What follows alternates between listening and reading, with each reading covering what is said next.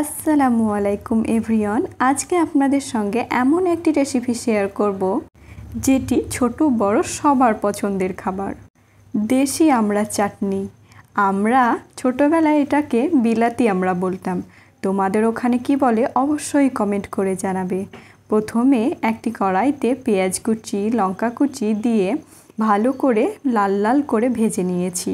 তার মধ্যে টমেটো কুচি ও আমড়া কুচি দিয়ে দিয়েছি। তার মধ্যে লবণ পরিমাণ মতো, হলুদ গুঁড়ো, জিরে গুঁড়ো, আদা মশলা বাটা দিয়ে ভালো করে কষিয়ে নিতে হবে নেড়ে চেড়ে।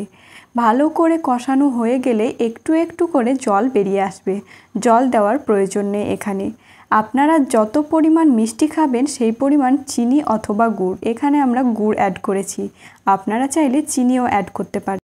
আমি এখানে পরিমাণ মতো জল দিয়ে 10 মিনিট মতো ঢেকে রেখেছিলাম। ব্যাস রেডি আমড়ার চাটনি। কোনো ঝামেলা ছাড়াই 5 মিনিটের রেডি আমাদের এই আমড়ার চাটনি। করতে যতটা সহজ তার থেকে খেতে অনেক গুণ বেশি সুন্দর। তোমরা একবার ট্রাই তো করে দেখো।